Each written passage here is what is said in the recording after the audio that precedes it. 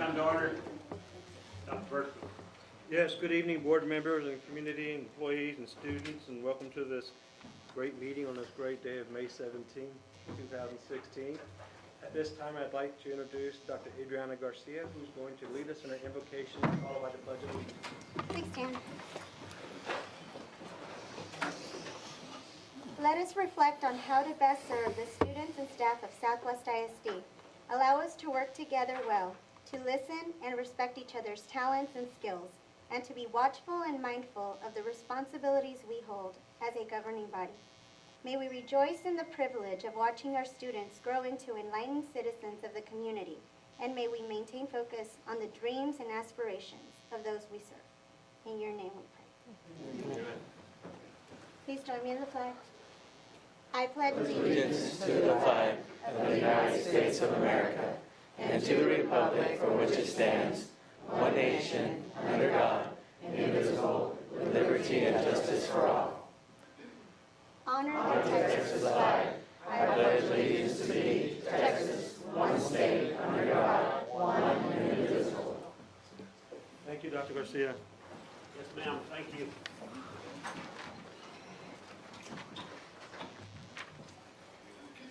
All right, the next thing on the agenda is to canvass the vote, board members.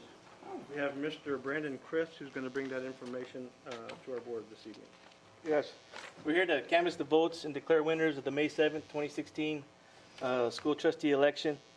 The district held a joint election with the city of Lytle on May 7, 2016 to fill two at-large seats on the board of trustees currently held by Mr. Sylvester Vasquez Jr.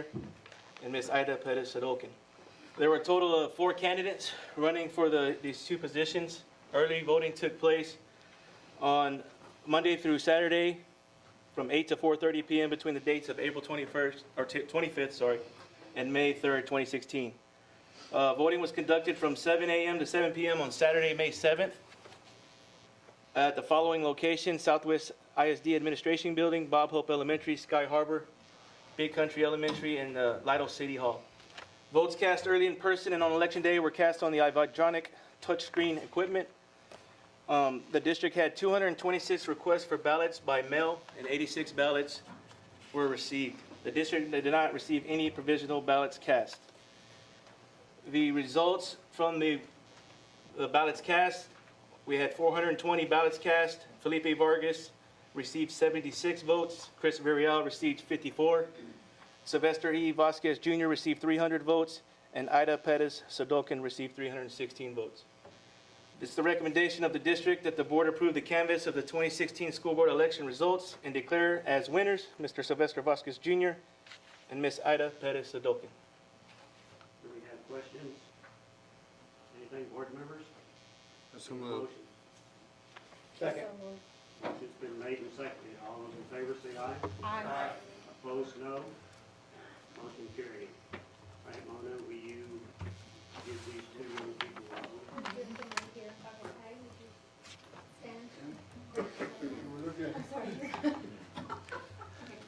By the power vested in me as my public servant for the great state of Texas, I hereby administer the oath of the newly elected Southwest ISD Board of Trustees.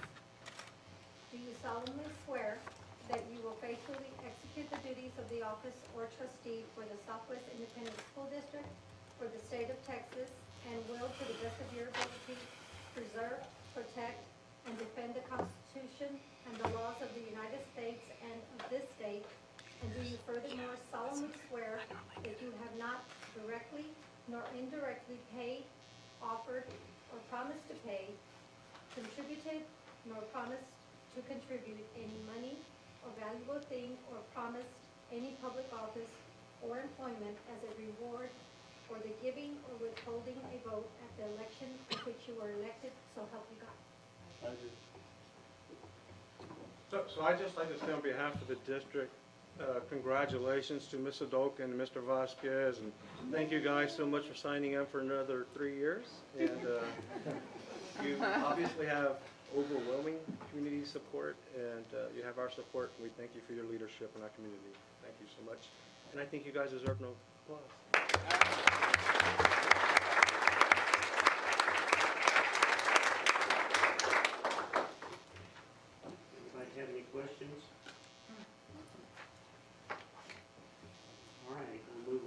the next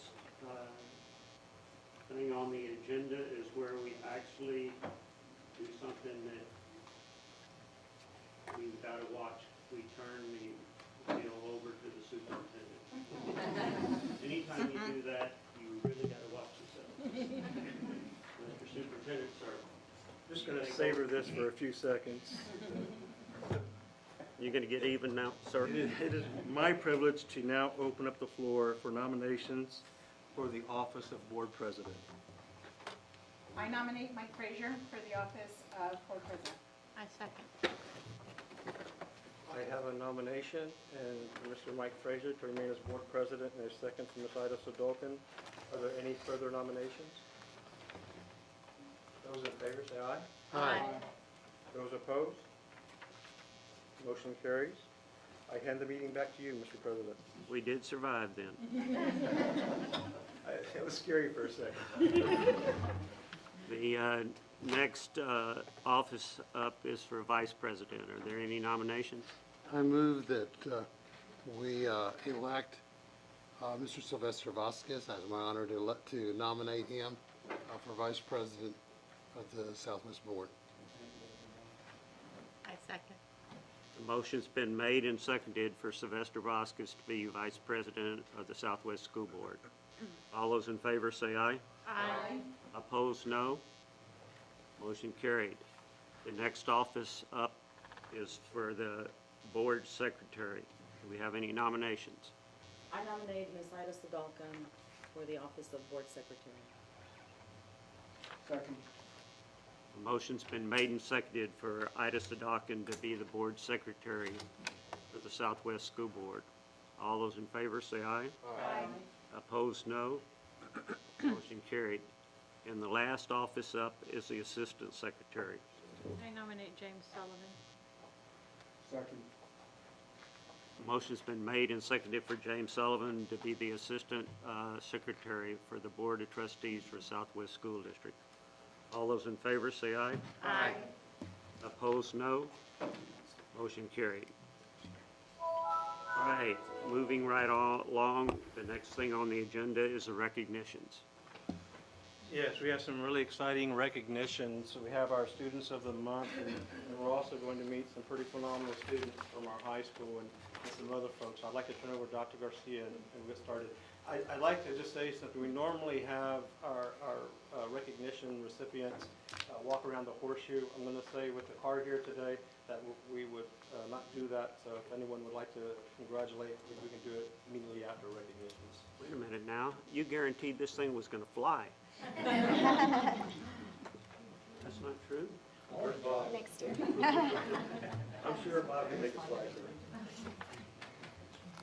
We'll start off tonight with our elementary student recognition. Tonight's elementary student recognition is Eliana Arce. Eliana Arce is a 4th grade student at Spicewood Park Elementary. Eliana is a leader at school. She is part of the Panther Morning Announcement Team, a member of the Zumba crew, and a Spicewood Park Elementary cheerleader. Eliana is also a Panther Buddy. As a Panther Buddy, Eliana assists with special education students in our life skill units. She enjoys reading with her buddy and playing games. Eliana volunteered at Relay for Life this year and helped Spicewood Park raise money for the American Cancer Society. She also plays softball for a local championship team and sings at her church choir. At home, Eliana loves being with family and enjoys helping with household responsibilities since her mom works a lot. She also helps her older sister, Ariana, who is a student at McNair, study her lines for her drama class. Eliana hopes to attend Texas A&M and be an Aggie like her father. She plans on studying medicine and finds inspiration from her tia, who is currently in medical school. Congratulations, Eliana.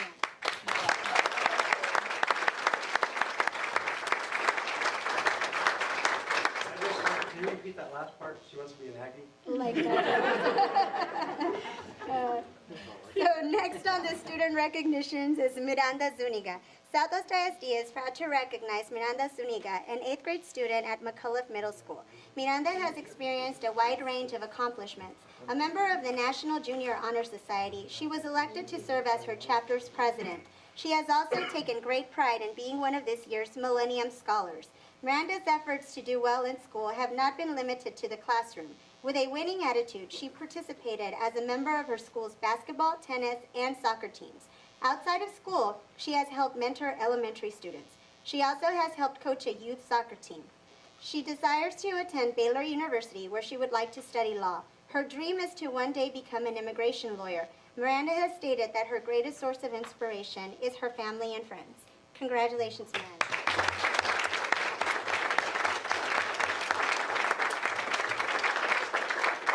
Today's high school recognitions are two very special students, and that will be the first, the valedictorian for the senior class of 2016, Ariana Rose Byram.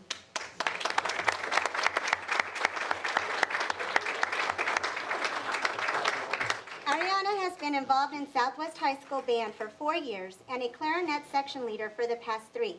She has also been a part of the varsity choir. She is a parliamentarian of the National Honor Society and the secretary of the Math Honor Society. Ariana will be attending Texas A&M and College Station, where she plans to major and earn a degree in elementary education with future aspirations of becoming an educator. She has received the Century Scholar Award from Texas A&M. In the next 10 years, Ariana plans on teaching in an elementary school in hopes of enriching and inspiring young minds. She would like to be able to make a difference in children's lives. Congratulations, Ariana.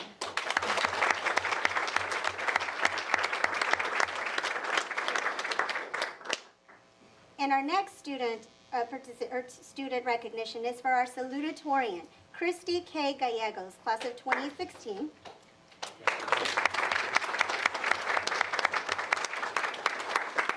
Christy has won numerous fine arts related contests throughout high school and placed first for the Dragon Tales music video. This year, she had a state advancing portrait and vase and has had the honor of appearing on the news as well as being featured in several art galleries. Christy performed in the theater arts musical Back to the 80s her junior year and sang in a couple of talent shows. She is also co-captain of the academic decathlon team and has won several medals during competition. Christy will be attending the University of Texas at San Antonio, where she plans to major in and earn a degree in health science with future aspirations of becoming a pediatric physical therapist, as well as a realtor, real estate investor, and owner of her family's HVAC company. Congratulations, Christy.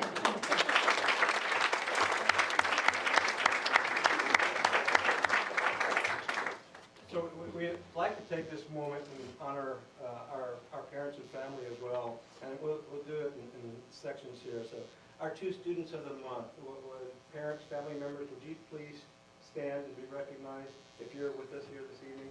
Thank you so much.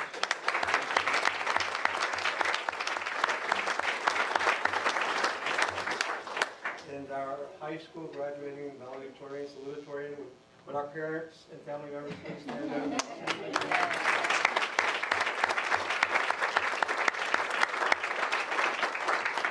Extremely proud of these students and their accomplishments. So you guys have Valor Sounds are on their way. And I noticed we have a Baylor Bear, a Roadrunner, and 2 Aggies. And so, thank you ladies so much. We're very proud of you. Congratulations.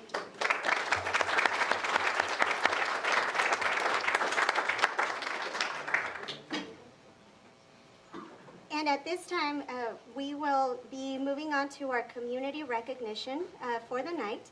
And tonight's community recognition is in honor of National Police Week. In honor of National Police Week, Southwest ISD would like to recognize one of its own fallen officers. Officer Stephanie Ann Brown was a 2002 graduate of Southwest High School. During her time at Southwest High School, she was involved in soccer and cross country, a student council officer, where she was historian for her senior year, and a member of the National Honor Society. She was an outstanding role model, athlete, and leader. Most recently, she was inducted into the Southwest High School Athletic Hall of Fame. Tragically, her life was cut short while in the line of duty on March 15, 2011. Even as a patrol officer, Stephanie left a lasting impression on her fellow officers for being kind-hearted and outgoing. Today, in her honor, Southwest ISD is dedicating the Southwest High School Police Explorer Program to Officer Stephanie Ann Brown. Her legacy will live on here at Southwest ISD, and we hope this will inspire students who are actively pursuing a career in law enforcement. The Brown family is here with us today, and we'd like to present them a token of our appreciation for her service.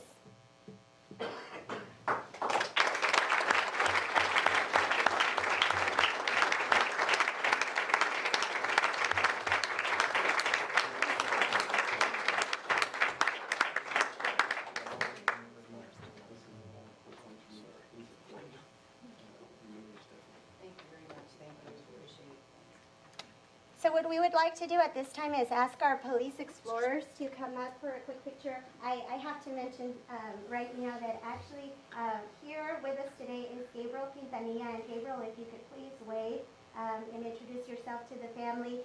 Gabriel is #1 in the state of Texas in criminal justice. He has placed individually at the state level in 5 police events, and he will actually be attending a national competition in Louisville, Kentucky, June the 19th through the 25th.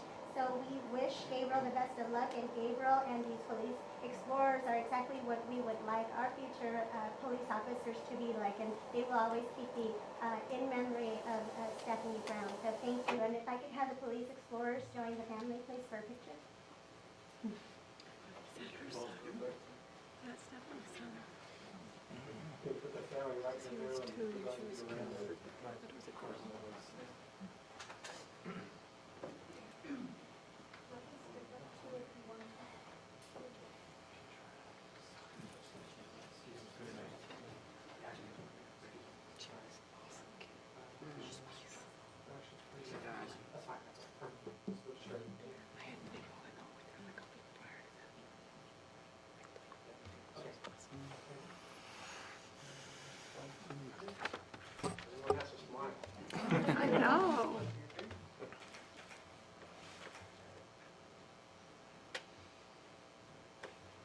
And now we would like to invite our board to take a picture with the family.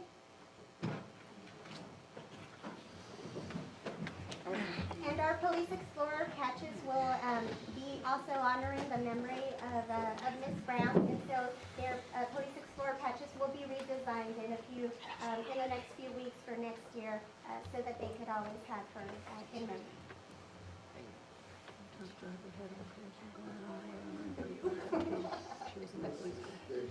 I know.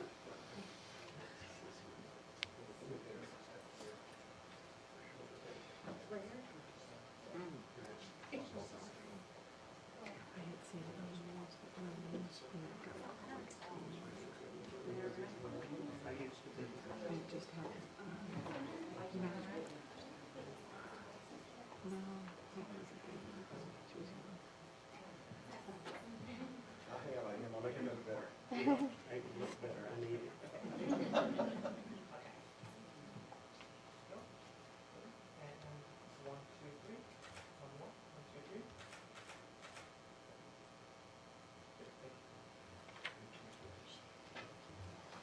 So this was an idea that came up, and we're also celebrating Police Officers Week this week. That was a great time. I don't know if Mr. Brown, if you want to share a few words. I know we had a meeting, and some of us knew Stephanie, an exceptional human being in this world, did some really great things. So I don't know if you wanted to share a few words on behalf of the family. Just want to thank Southwest for inviting us back here. We had a lot of fun memories here at Southwest. Our mother's son, Sherry, couldn't make it. He had to work. And he's a graduate of Southwest also. And we had a lot of fun being here, coming here. It brought back a lot of memories driving over here today. It's tough coming back, doing what Stephanie did, and coming here, and her being honored as she did today. Thank you all. Appreciate it. Thank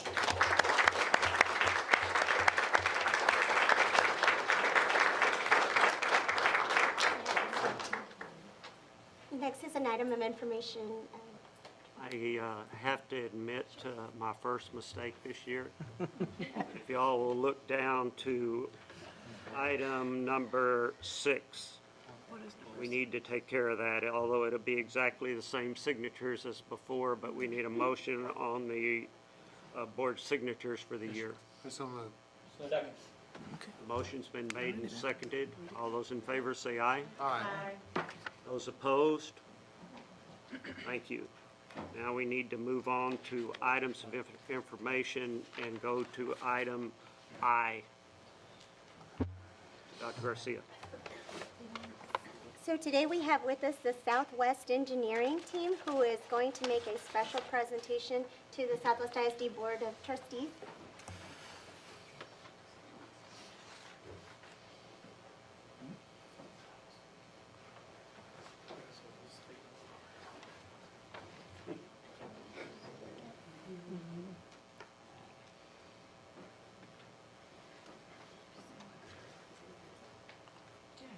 He's always here. He's in the back somewhere. He never takes his seat. He's 10 minutes. Hello.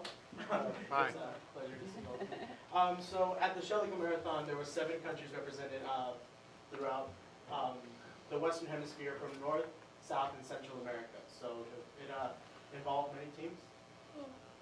We had 124 teams that were at the race, so it was quite large. Very competitive event with a lot of great minds. And here is a picture of the cars lined out in downtown Detroit. So those are all the vehicles that were present. And this is where we were waiting for inspection, and we had 10 stations to get through. And we were just, at the moment, waiting in line for that. This is station 1. This is where we measured our radar car. Our car was slightly heavy. It wasn't overweight though, so we could have made our car lighter, but At this station is where they test our turning radius under 8 meters, or 6 meters, excuse me.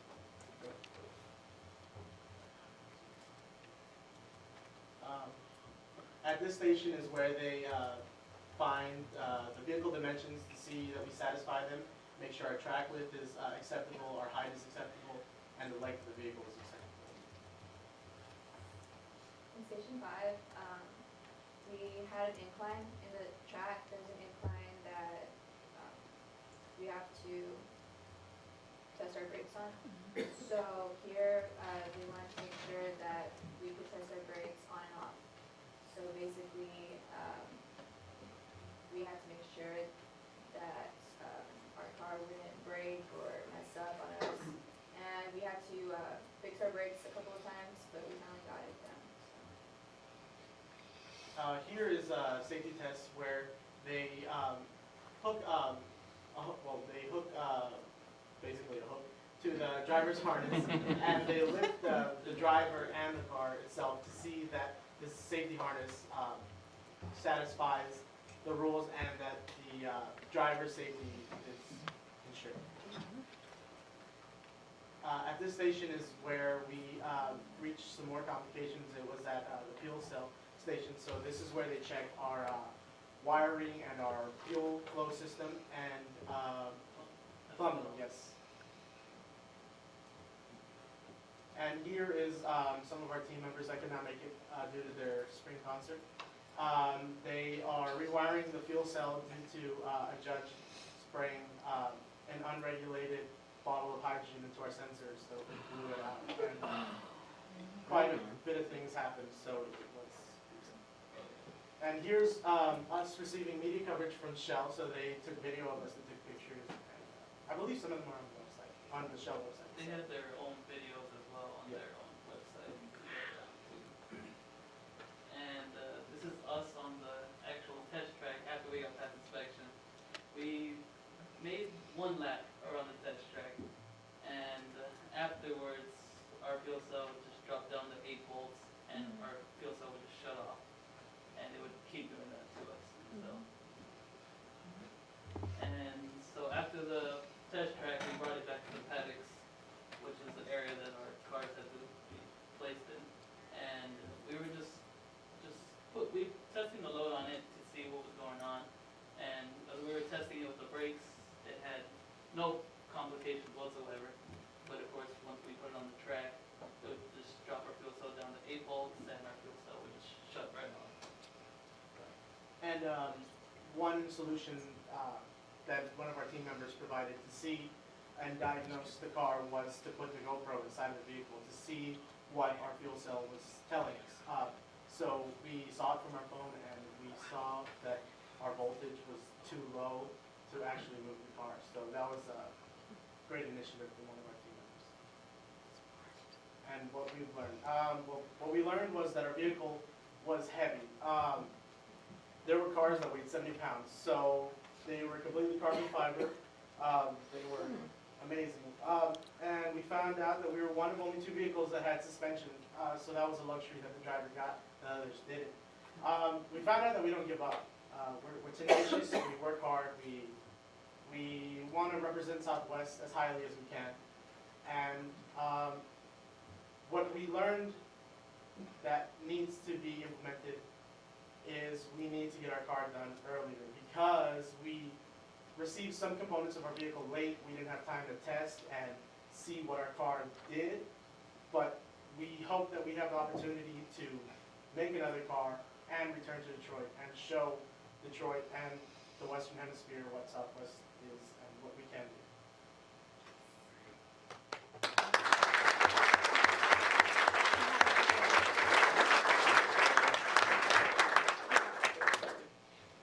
We would like to present y'all with this gift from the Southwest Engineering Team. It's a picture. That's great. Could you give it to the superintendent, please? And we also have a video that was created by Ms. Vanderwally, and Mr. Franz asked if we could show a portion of that video to the board, so we're going to show a portion of that video. Go ahead.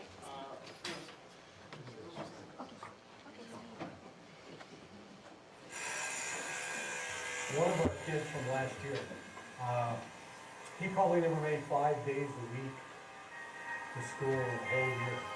And he got involved in our program in February, and he was the #1 kid that was here all the time. Well, I've always been interested in engineering ever since, I guess, around the 7th grade, whenever I started getting more involved with like robotics. Then I started getting involved more in design whenever I started taking the class here at the high school. So just looking at it at the end, you're just like, wow, that's what we did, and it's something that everybody kind of contributed to. I really enjoy math, and it's really nice for me to apply it here, because during the race you have to do a lot of math also, not just here. Well, the Dragon 1 and 2 are run off of lead acid batteries, like normal car batteries. And this shop is it's like another home for me in a way, so I like it. It's just something that sticks with you. And coming from a low-income family, my drive comes from seeing what my parents have gone through and how hard they have worked to get to where they're at. And I think it's from my parents, and just my heritage really illuminates what I have and the opportunities that I'm given. I can't let those go to waste. Going to this race on Texas Motor Speedway, that was really cool. Getting to see the car running, everything working fine, and knowing what you did was such a great success. When I got here, it was a different experience, and I just fell in love with it. All the more reason to become the head of mechanical. The battery pack is charged off of a solar panel, so it's a solar electric car. It's an alternative energy. It's the future. It's something that lets you realize your potential. You really don't know it until you test yourself, until you see how much you can handle. And so I just knew that I'm capable of greatness. Knowing that I can do that, I can do anything I want. So. This isn't for us to just go race and win competitions. It's to get the opportunities to go to universities you never thought you'd go to, get scholarships and grants. Some of our alumni are doing really good right now because of this program. One thing I've realized, the kids will never let you down.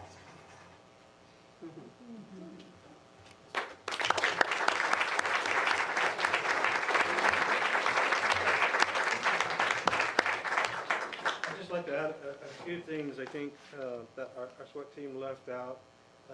They were one of 4 high schools in the nation who attended the Eco Show Marathon. They were set up camp next to University of Indiana, UTIP, and they were mostly all college and universities that were there. Matter of fact, I heard that West Virginia even came over to try to help you guys problem solve when someone came up with a GoPro solution.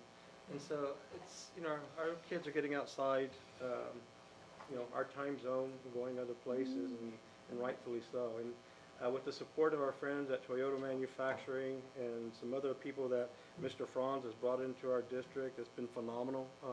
Their involvement and their partnership. And the power of one that Mr. Franz brought to our district, I told him at the STEM thing, but I'll say it again.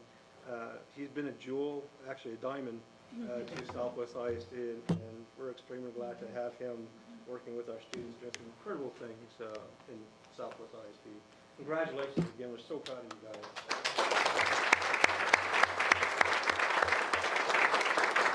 I just want to say that 4 years ago, we went to Pensacola, Florida. We did not finish the race. We went back the next year and won it. Pressure's on. How many of y'all are juniors? I noticed looking through there was quite a few of you are juniors. That's awesome. All right, the next thing on the agenda is citizens to be heard. Mr. Rodriguez, did anybody sign up to speak tonight? All right, the next thing on the agenda is boring from now on. I'll give y'all people that would like to leave and not have to stay for the rest of it. I'll give you a few minutes to go ahead and leave right now if you'd like.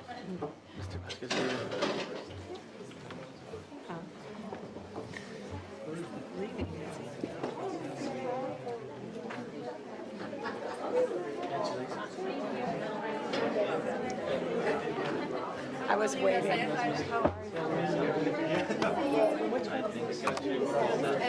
Thank you.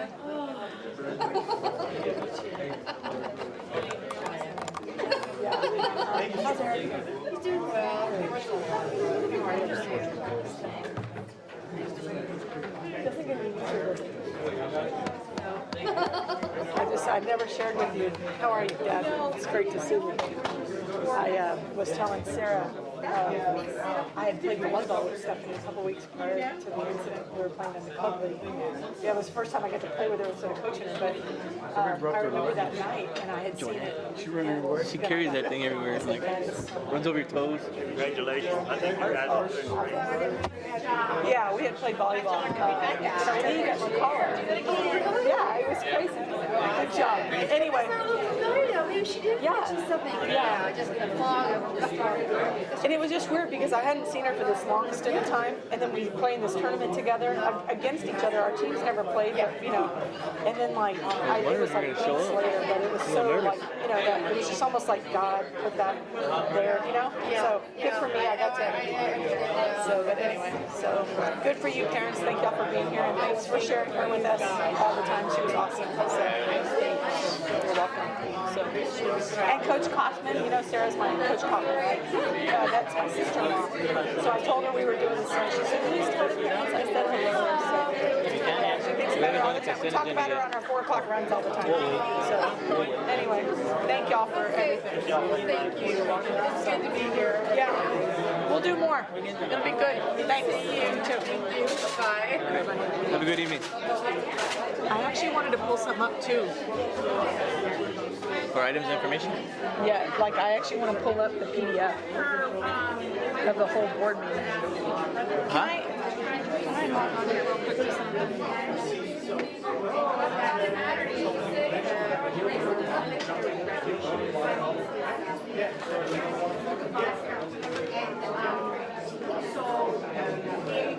Saturday, all the young people are gonna go to dinner and.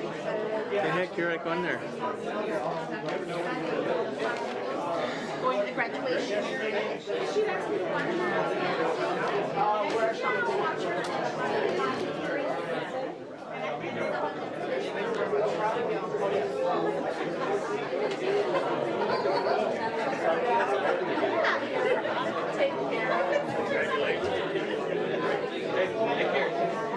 Good job, congratulations. Way to go. Good job, sir. Congratulations. Thank you. Thank you, sweetheart. Thank you.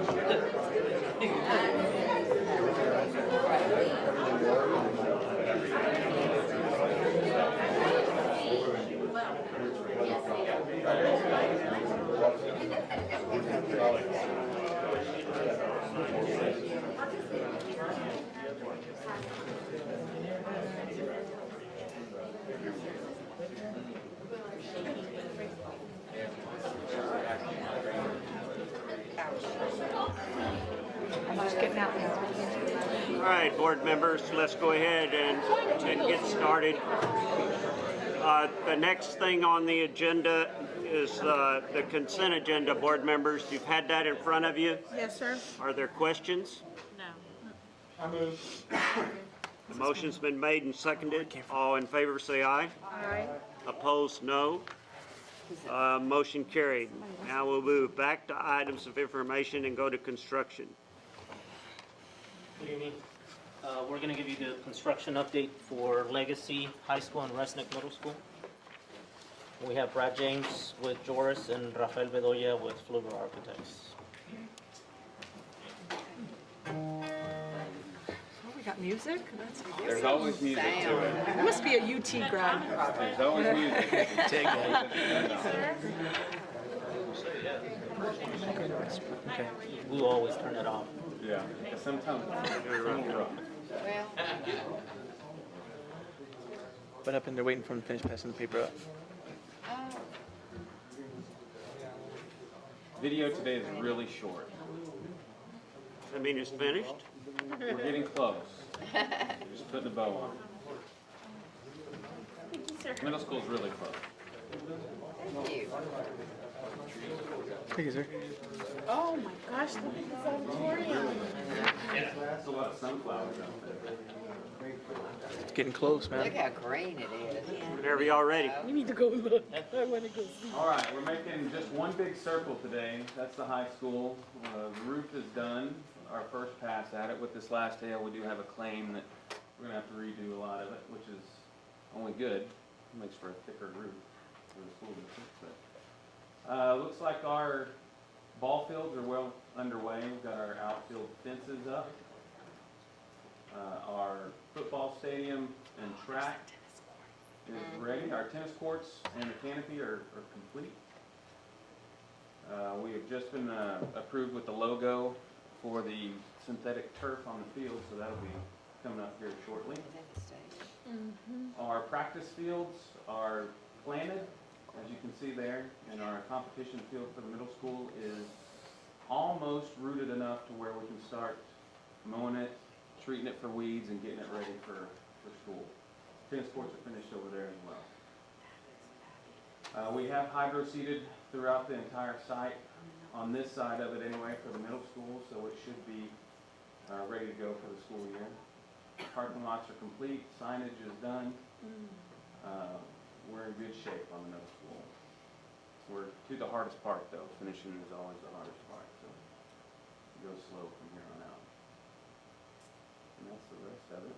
Our long road to the school is almost complete, and we are working on the parking lots for the high school, as you can see there. That's the competition gym. I think that's the competition gym with bleachers. This is auxiliary gym. Our locker rooms are complete. The cages. That's our cafeteria. It is nearing completion. The stage is covered up there, but it's complete. Our serving line and kitchen area is complete. We just have to clean it up. All the appliances are in. These are mailboxes for the teachers. Our library furniture is shown up. Carpets in. It's our science room, our prep room. Those are nearing completion. That's the other side of that science room. And that is the weight room in the gym. It has mirrors on both sides. And then we go to some pictures of the high school. And our serving line over at the high school is nearing completion. We're doing some final touches on it. Our auditorium seats are in and covered up. Our millwork has arrived, so we'll be throwing that in here pretty quick. That's our entry area. That's a large roll-up door for a fire door. Went really fast this time. Those are our science rooms. And we're getting our doors and our hardware in, and our finish lights in the hallway have shown up. And then our wood paneling has started in the corridors. You can't hardly see it right there, but that is our main gallery area, and we do have our finished wood seating that looks really nice in there, and we're getting ready to finish it. So all in all, we're about 95% complete on the middle school, and roughly 75, 77 complete on the high school. So we're getting there. Beautiful. All utilities are in, air conditioning's up and running, no issues there. So all's well this month. Looks great. Beautiful. Any other off the rain though. Yeah. Well, it can rain now. We've got drainage in place. So. What's we gonna get back about $5 million on the damage? I don't know. Getting back is a tricky word. I don't think we're getting any back. Come on, Brad. Getting a better product. Thanks a Any other lot. questions? Thank you. Thank you. The only other thing on the construction report, the professional portable, all the framing is done for the restroom, and the framing on the inside of the renovated portable is done. They're gonna be starting electrical and plumbing in the restrooms and start sheet rocking the other portable now. We're on track to be done probably the last week of July with everything and be ready for it to be operational. But maybe sooner if the rain were to hold off and let us get the roof on. We just need that to happen. So once it's all Beg your dry, pardon? it'll be easier. You say what? If we get the rain to hold off. Rain, hold off? Just hold up, I not thought you were a stop. farmer Not too. tonight. That's a bad word to say. Thanks, Thomas. Yes, sir. All right, next thing on the agenda is a tax report. Yes, sir. We're kind of holding still at the 3.5% down from last year. Well, I tell you. Brandon? I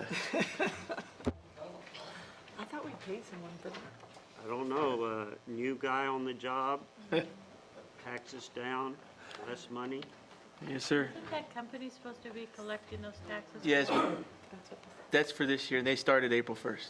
So they just, Go. yes, Paid them a lot of money to do that. yes, ma'am. All right, financial report, y'all stop me if you have questions. Investment report, gifts, enrollment report, review of purchases over 25,000. Do you have any questions there? June and July calendar of events. All right, we finished item J, CAST, San Antonio Works. Yes, board members, at your place where you're sending us a program description that's called CAST, for Life Science and Technology San Antonio. Basically, just wanted to give the board some information. There's kind of a movement in San Antonio to create some opportunities for students to go to a cheer workforce pathway high school experience to graduate and have opportunity for gainful employment upon graduation. And so this CAST is kind of was started by folks at HEB, and it's something that Mr. Butt, Charles Butt, is behind. And the center that they are looking at for Southwest to become a lead district in is the center mark number 2, which is the Advanced Manufacturing Center.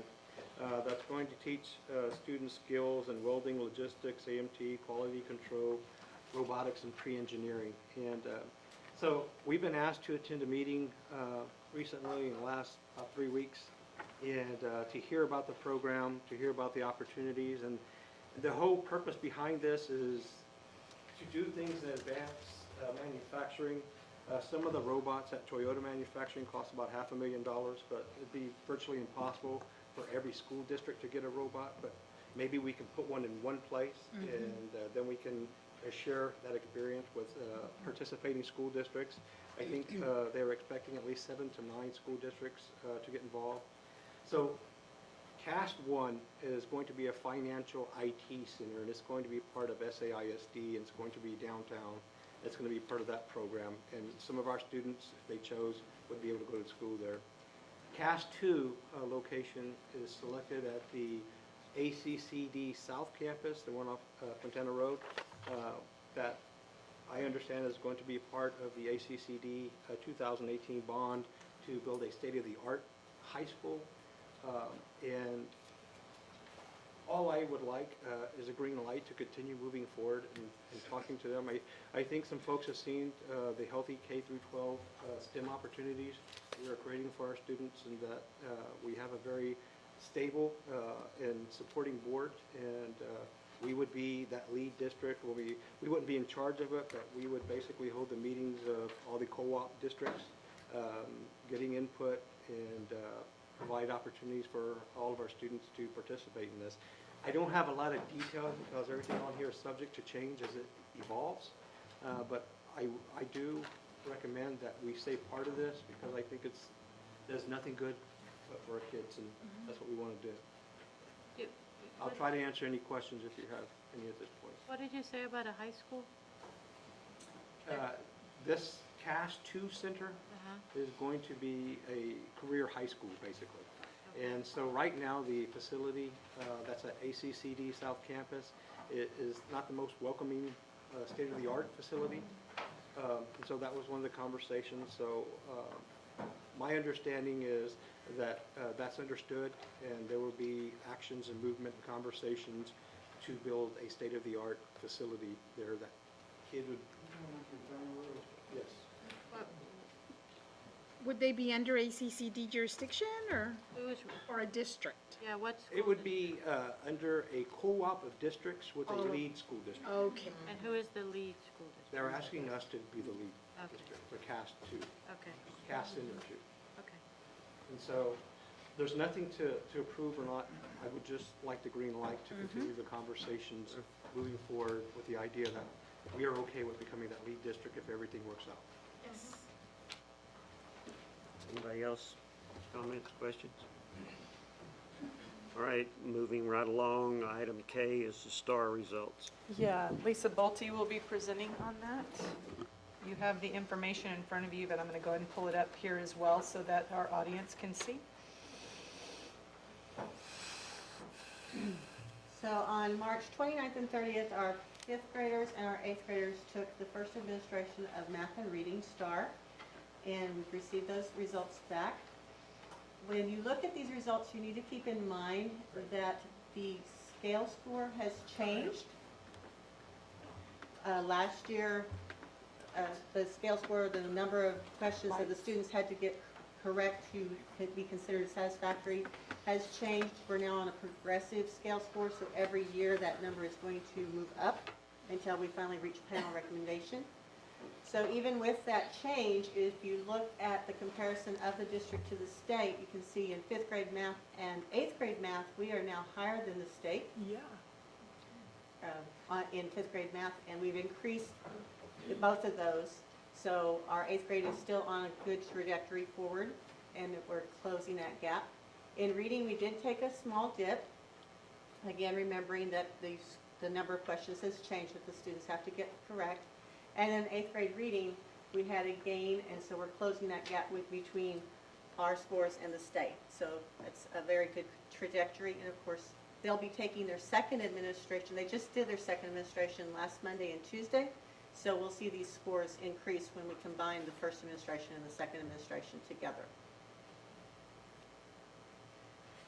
I did the wrong thing. So the second page in your document compares the different campuses, so you can see how our campuses are doing.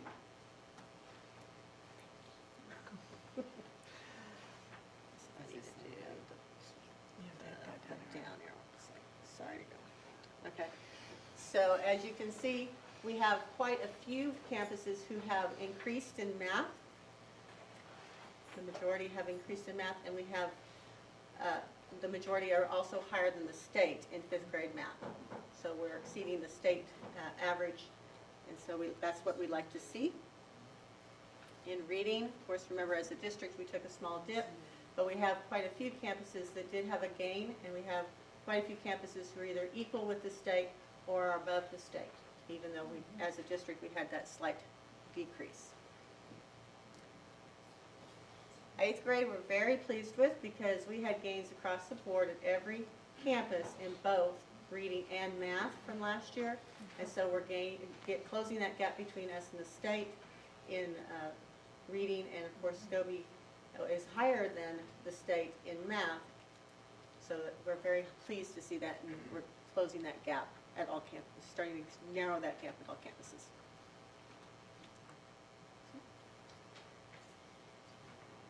Any questions? The 5th grade reading,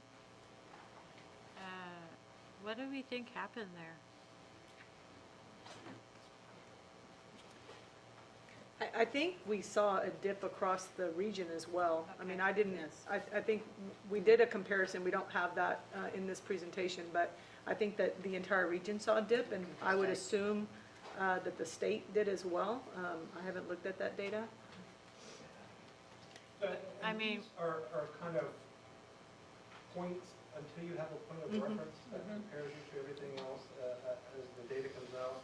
It's really hard to compare because if we got 10 points and the state average about 15 points, it did really, really well. And so there were some changes in the reading test from one year to the next, which is subject is never apples one year to apples the next year. I can tell you this, our math scores are among the highest in Bexar County. I really commend our principals and our curriculum staff. We normally are not above the state average, I'll just say it. We are leading the state in many areas. We expect good outcomes to come out, but it doesn't mean that we're not going to have some pitfalls as well. But I think it's hard to take one out and say what happened unless we know the full picture, so we can explain that out. What we wanted to do right now, since these are out, they've been in the paper, is to make sure we had a formal process to present them to the board for you guys. Well, my fear is that it is in the paper, and then we have such, these are like big red numbers. And then the other 1, 2, 3, only 4 of our elementary schools did well. Is that, am I reading it correctly? In reading? On What page are you on? the 5th grade reading, first administration? Yes, now the concern for us, anytime you see a double-digit issue like that, it's always a concern. I can tell you when you're in the 90s and you drop down a double-digit, that's a conversation, but when it's already low, you drop down a double-digit, that's a different type of conversation. So,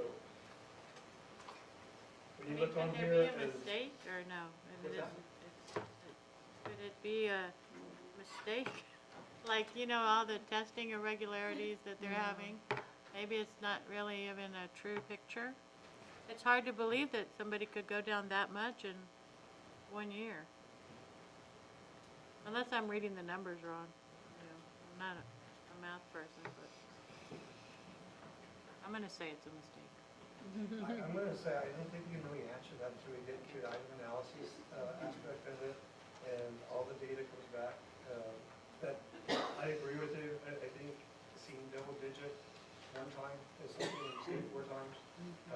It's a complete other picture, and it looks more systemic than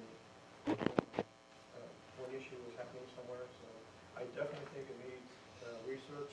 But when you look at the district overall at 70, state at 75, we have to go to those areas where we saw a big decline. I don't think I have an answer right now. I don't know if any staff knows.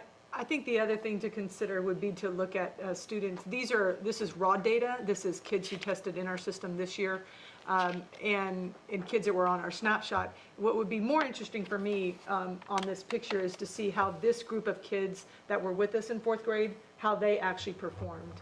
And so if these are kids that are new to the district, and we do have a high mobility, our mobility rate at elementaries is much higher than what we see at our secondaries, which is interesting, is I would want to see the matched student population, because these kids tested in 4th grade last year, now they're testing in 5th grade.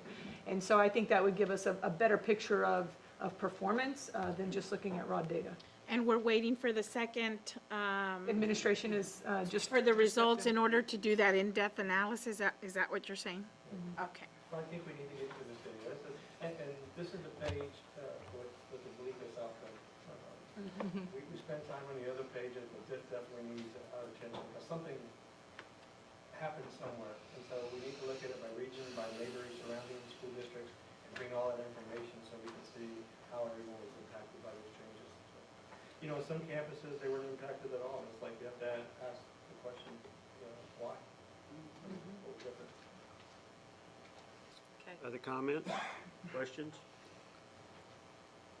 All right, moving on to item 9, superintendent, to item C. Thank you. Consider board member nominations to fill TASB Board of Directors. I know we had some talk on that, Sylvester. You and Flo, are you both interested in this, or? No, wait a minute. If you're talking about nomination for the TASB Board of Directors. Are y'all interested? No, I can't. I was a TASB director one time. I can't do it again. And we don't have anybody nominated at this time. Okay. I don't know why we have it on the agenda then, but. Well, because if we did, no campus has contacted us. Anybody, I haven't heard of anyone interested in contacting us. Surprising, but, at this time we have no. All right, well, that's the best thing yet. Let's move on to item 12, human resources and the pay scales. Good evening, everyone. What we're bringing to you is the district received Thanks for pulling me out of there. a grant to run a cyber power camp for this summer. And it's going to be addressing, it's a two-week camps for addressing our elementary and middle school students, roughly 180 of them. And with the grant, what was written in there was some different pay scales to provide the employees that are working this camp. After this camp, these teachers will be able to take the experiences they learned there and deliver it back to our elementaries and the STEM program they have at the elementaries in 3rd, 4th, and 5th. So what was written in the grant is our program assistant, which would be whether they're a high school student with the skills that could help assist with the instruction would be $15 an hour. The teacher itself would be $25 an hour, or $27 per hour, and the admin would be $35 an hour. These rates are only for this program and not attached to anything else that we have in the district. They only live within this grant, so these rates will only be used at this time for this summer school grant. So at this time, we're asking the board approve the additions that we will put into the pay scale for this summer for this cyber power camp. Questions? I move. Second. Motion's been made and seconded. All those in favor say aye. Aye. Opposed, no. Motion carried. Moving to business and financing, bond sale. Yes, sir. Tonight I have with me from Samco, Andrew and Mark, and is it Tom? Tom. See, I remember Tom. The new guy, Tom. The new guy. They're going to talk to you about the bond sale of the last 20 million from the original 165 from the 2012 bond, and also a bond refunding of the 2008 series. So I'll hand it over to Andrew. Good evening. Tom St. John, a new analyst working with Mark McCliney and I, is passing out a short presentation that we reviewed at a brown bag last month. The information has not changed from that meeting, but wanted to brief the entire board on this financing plan. We have $20 million from our 2012 bond election that remains to be issued. We are proposing to issue that this summer. Behind the first page, on page 3, we've got $20 million allocated, $14.8 billion of that for school buildings that it's going to be amortized over 20 years, $2 million for school buses that we plan to amortize over 5 years, matching the useful life of the asset with the amortization of its like amount of debt, and $3.2 million for IT upgrades, again amortized over 5 years to match its useful life. Regarding this remaining authorization, going back to the initial plan for the $165 million, because of our conservative estimates going back to 2012 and what we anticipated the INS tax rate to be by the time we issued the full authorization, district's seen a lot of growth, and that's helped to bring the tax rate that we promised the voters. We promised we'd stay below 44 cents in our INS tax rate. We are still below that. Our INS tax rate is slated to decline to 37 cents by 2018. So we've remained below that tax rate promise, and in fact we are continuing to come in well below that, and as we continue to see more and more growth, we'll see that 37 cents decline even more over time. At the same time as we plan to issue the remaining $20 million of this new money, we have another savings opportunity to fold into this. We have Series 2008 bonds that are callable beginning in 2018. We can take them from the investor any time before then, and so we are present to you in the following page a refunding scenario to include with this new money. One of the benefits of being able to do the new money and the refunding together is you get a certain economy of scale by combining them. We're only going to have to get one rating fee, and then the other ancillary fees that we issuing bonds will be able to mitigate a little bit by combining these into a single issue. As I mentioned, we have $16,710,000 in Series 2008 bonds that have coupons ranging from 4.625% to 5.25%. We believe we can replace those with an average coupon of 3.62%. So the difference between those interest rates is where the savings would be generated from. Right now, based on the conservative interest rates we've used, we anticipate present value savings of over $1.3 million over the life of that refunding. This isn't extending the refunding. We're going to match maturity for maturity each of those outstanding bonds and generate that debt service savings. The last row you'll see there highlighted in yellow, orange, that 8.17%, that's present value savings as a percentage of bonds refunded. We look at anything over 5% as being economic and in the money, so to speak, that makes it a good candidate for refunding. On the following page, you'll see that annual savings will begin taking roughly $70,000 a year in savings in fiscal 2018, and it's roughly $100,000 a year from 2021 through 2038. Nearly $2 million on a gross basis, $1.3 million worth of savings in aggregate on a present value basis. If you flip a couple of pages, and if you'll remember going back to that bond election in 2012, the district solicited for requests for proposal for underwriting services. We received many responses. At that time, we put together a list of underwriters that would work with the district to help sell their bonds over the planned 3 bond sales. The syndicate that we have proposed here would be led by Estrada Hinojosa and Company, co-managed by Hilltop Securities, which was previously First Southwest, along with Raymond James. All 3 firms were submitted and approved by the board back in 2012 to serve as underwriters. We believe they'll do a good job for the district, and that's our recommendation to you all, subject to your approval to move forward with this combined new money and refunding bond issue. The last page is a timetable of events, or an abbreviated timetable of events. May 17th today, looking to authorize a parameter sale. This is something that we've done previously. Parameter sale before you this evening is going to delegate the authority to lock in interest rates to Dr. Verstiff and Mr. Crisp.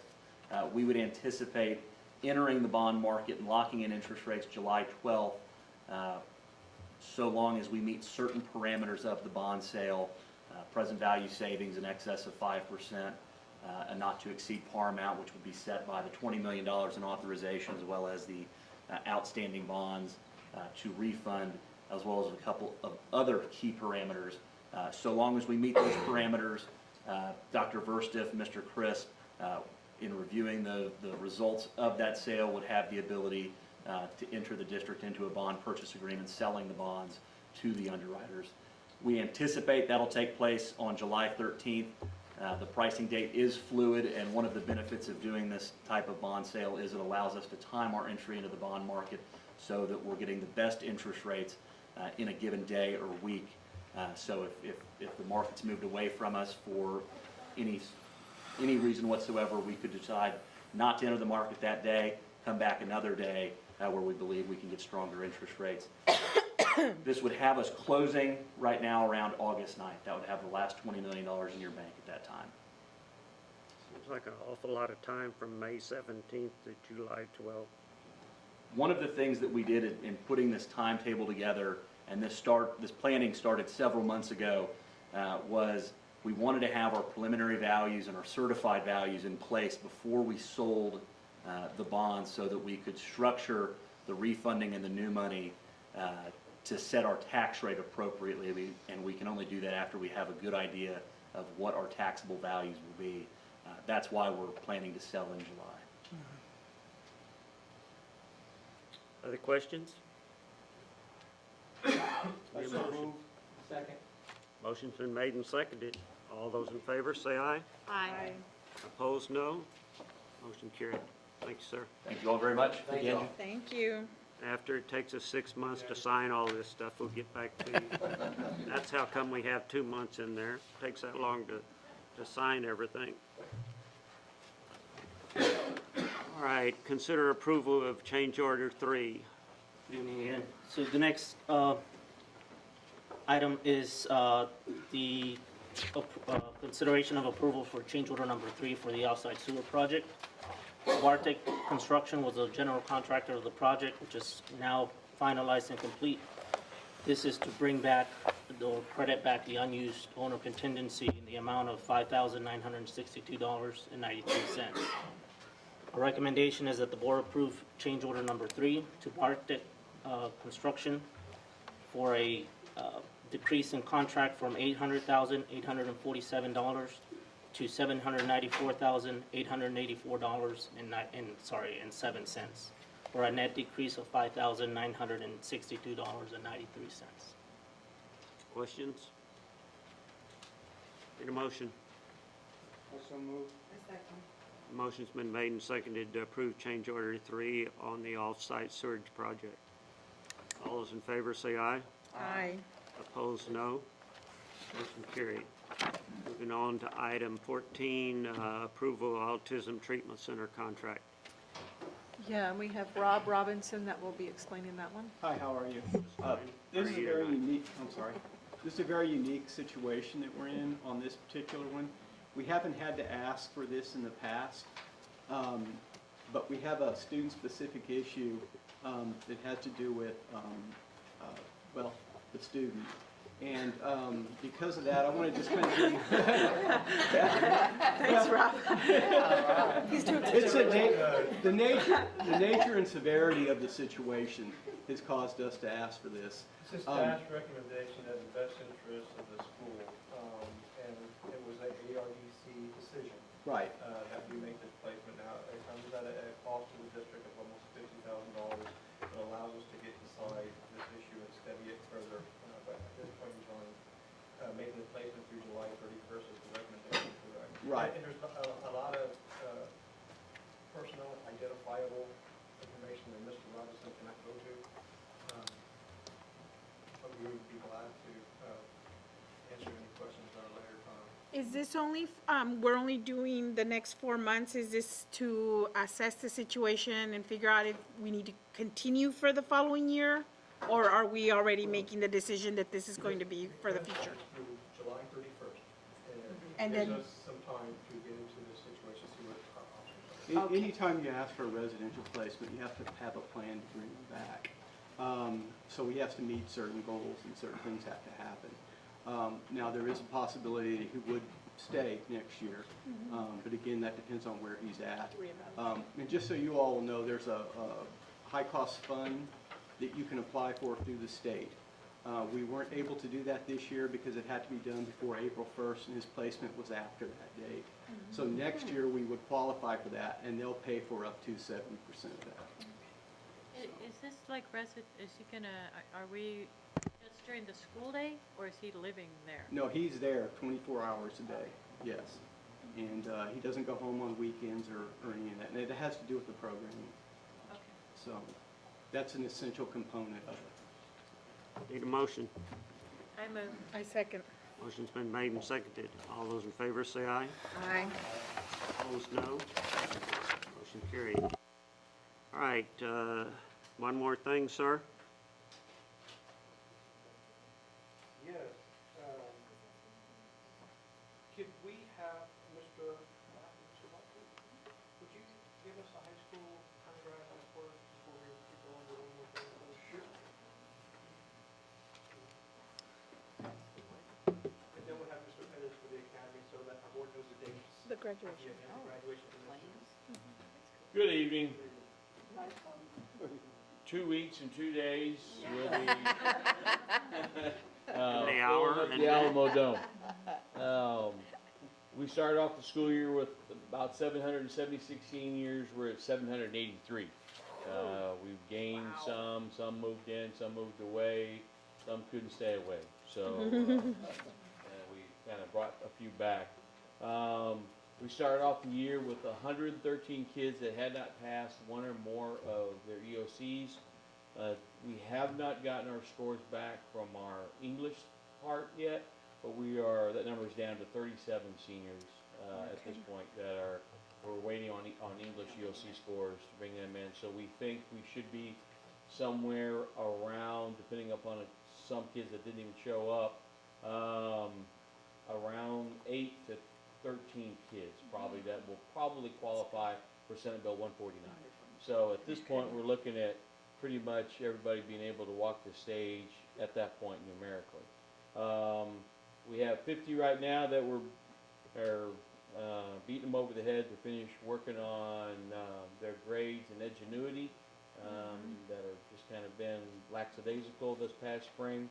And we've got 12 that are having attendance issues that we're also working with these last couple of weeks. So we're in good shape. So we're looking at, somewhere right around that 770 number, which is about where we were last year for graduation. So.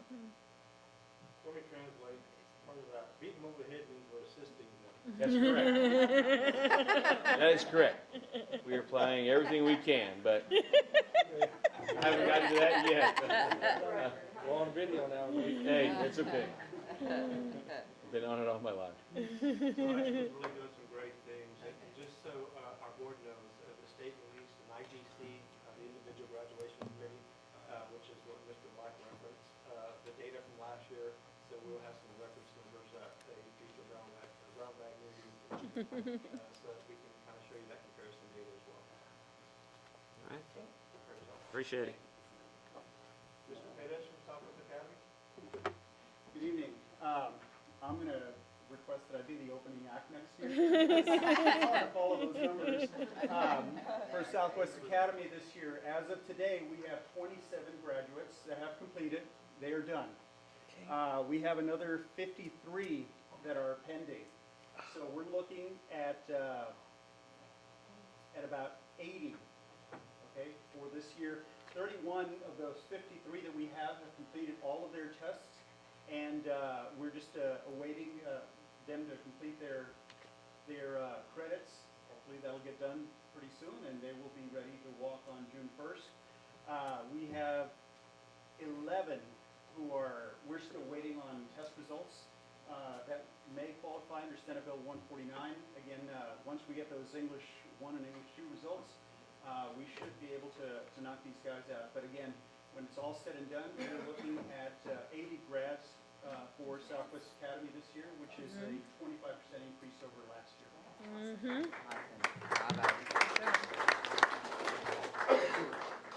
See, even he was not So the date and location, Southwest Academy, will be June 1st, 6 p.m. at the auditorium. That's correct. Yes. Southwest High School, June 2nd, 7 p.m. at the Alamo Dome. Yes, sir. And we'd like the board members there by 3 p.m. No.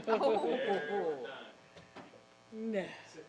Boy, that could really be rough before nighttime. Alamo Dome is, we're going to try to adjust their under construction. So when I was at the meeting last week, they actually are going to have one parking lot completely shut off.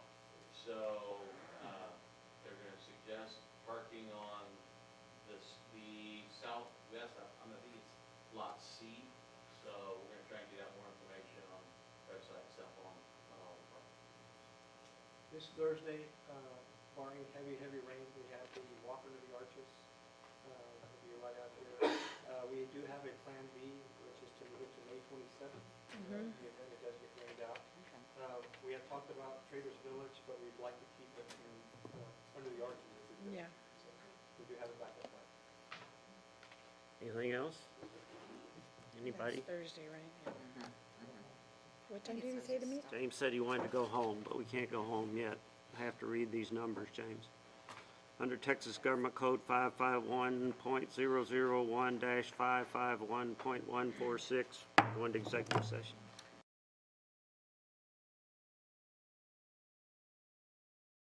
We go back to superintendent's recommendation on personnel. I move we approve superintendent's recommendation on personnel as presented in closed session. Second. Motion's been made and seconded. All those in favor say aye. Aye. Anything else? One more thing. Dr. Verstuff, sir. Tomorrow night, SFA banquet, I know you all received the It's invitation. tomorrow night? I would also like to publicly introduce our new Assistant Superintendent for Business and Finance, Mr. Brennan Chris. Bravo. Wait a minute, wasn't he supposed to come in there and we can ask him some questions? Yes, and I just, Just because we, we went a whole different direction. hey, just because we stayed in there 3 hours tonight, Here all night. I'm ready, whatever y'all need. all that talk was about you, so you might not want I didn't work it out. 3 hours worth to get you 4 votes. We got a lot of promises. 4-3 split. All right, anything else? We got a lot of promises. I put those on your desk. I think we got them all. All right, anything else? Thank you guys so much. All right. for letting me come back. Wait a minute, did we get 4 votes on that? All right, we're adjourned.